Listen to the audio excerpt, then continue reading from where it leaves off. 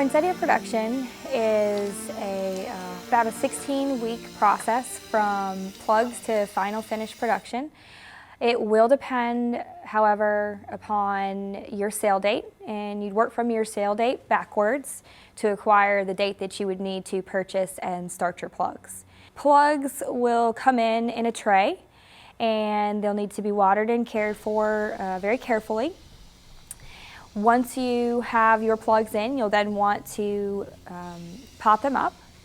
And what we use for potting up our poinsettias is the sale container that it will be finished in. For what we have 3 different sizes. We have a 6-inch container, we have a 7.5-inch container, and then we have a 16-inch basket.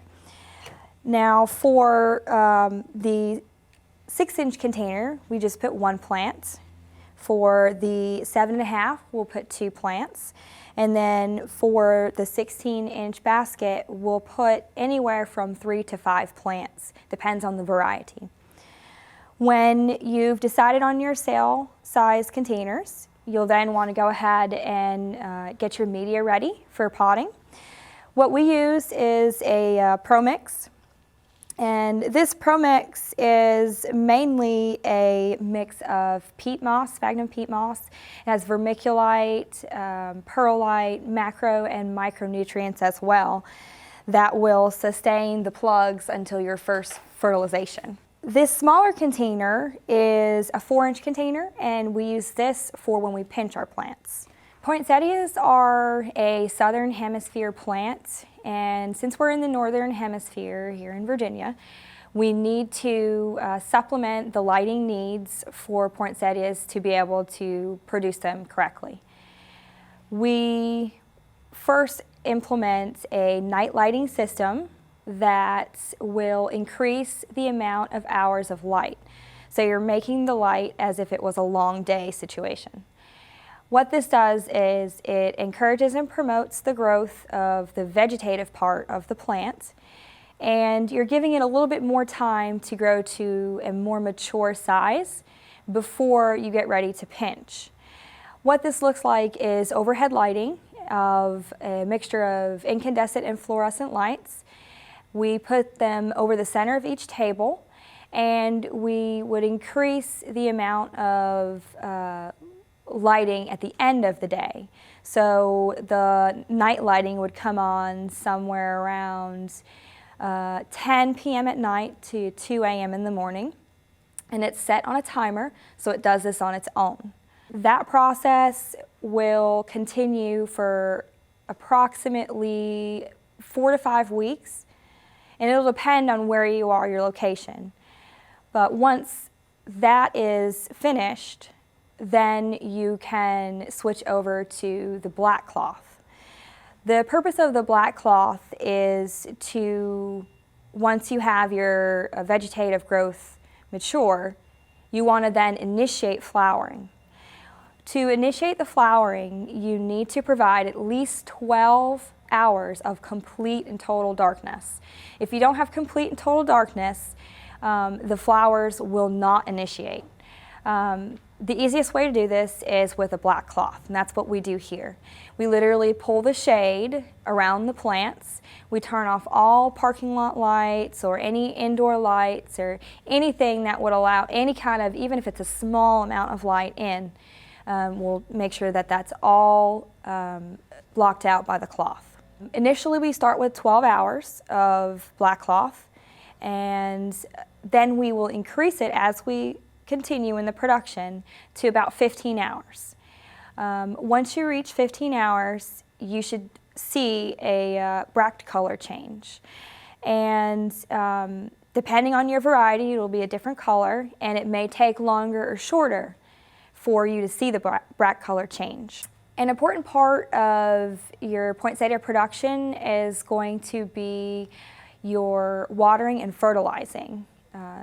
These will be done together, ideally, at the same time. What you would do is you would consider what kind of irrigation system that you have, whether it's a sub-irrigation, a drip irrigation, or hand watering. And based upon that and the size of your plants at the time of the fertilization, you will determine the parts per million that you would need for your plants. If you have sub-irrigation or drip irrigation, your parts per million is going to be lower because it's a continual system of fertilization and watering. For us, we have hand watering, which we can then apply a higher parts per million. So for us, we generally start off with a 150 parts per million solution based on our fertilizer analysis. So that's about 2 weeks after you have potted up your plugs. After that, for about 2 more weeks, you would jump up to 200 parts per million, and that will really increase the vegetative part of your plant. Once you have reached the bract coloring stage of your plants, you can then up your fertilizer parts per million again to the top tier of about 300 parts per million. For the final finishing stage of the blooming and bract coloring, you want to drop off your fertilizer because you can end up with a fertilizer burn, which will ruin your bracts that you're working so hard to produce. So for this final stage, you want to drop off to about 100 parts per million, and you can, depending on the variety, either do that once a week at 100 parts per million, or you can switch to every other week of about 150 parts per million, but it's going to be in that range. Also, during this process of caring for your plants, you want to think about the culture of your plants. Poinsettias are very susceptible to root rots due to poor spacing, over-fertilizing, over-watering. So you really want to make sure that you're caring for them well. One thing that we do is early on after potting, we will apply Terrachlor. It's a powder and it's mixed with water and then applied to the soil as a fungicide drench. Another thing that we find we have issues with is pests. So we apply 2 to 3 times during the production. Marathon is a granular insecticide, and we use that for whitefly control. It's a systemic, and it's applied to the soil and watered in to activate the chemical, and then it will evenly distribute throughout the media. So you want to make sure that you're checking your plants on a regular basis for any kind of plant debris, leaves, stems, or anything that has died. These things are homes for pests. So a great way to just make sure that you're reducing the risk of having them is to just make sure you have clean areas, remove dead plant tissue, and you want to space your plants appropriately. Spacing of your plants is something that you're going to have to do at least twice. Your initial spacing can be quite close because the plants, relative to the size of the container, are small. But once you get about halfway through your production, you're going to find that the leaves of the plants will start to touch. When this happens, you want to go ahead and respace your whole crop. And what that does is it allows for air circulation and ventilation through and in between the plants so that you're not getting any stagnant air, and you're getting even drying of the media in the containers, and you're having a space for the heat in the greenhouse to move through effectively. We will pinch our plants, and pinching is literally what it sounds like. You are removing a part of the plants, and what that does is it encourages growth below the pinch area. This will make a bushier plant, a better looking plant, and it will also allow for more bract coloring. So you'll have a plant that just looks better and has more color on it. We have an example here of a plant that is pinched and a plant that is not pinched. So, you can see there are some differences. Obviously, this plant right here that's not been pinched is taller. It has less bracts that are colored, and it also has one main stalk whereas this plant is a fuller, bushier plant, and it has more coloring, and it has multiple main stems. It's just a more attractive plant, and this is something that's going to be more sellable. This is what we're looking for as far as a final sale size. So as far as pinching, you want to make sure that you have a clean, sterilized pair of shears. You'll also want to have a media ready for them. You'll want to have a container that has water so that you can keep your plants from wilting. And then you'll want to have an area that's clean to go ahead and do this in. So what you would ideally do is you would look at your plant, and what you're looking for is the main stalk. That's where you're going to take the pinch from. So on this plant right here, we have the main stalk right here. And normally when we take a pinch, it's going to be somewhere between 3 and 5 inches, but it can depend on your variety. Some varieties will have different node and internode spacings, so you really have to go by the inches, not the nodes.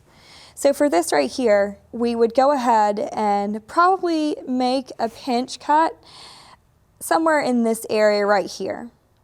And again, what that would look like is you would just take your pruning shears and you would just go ahead and make a cut that's close to this node.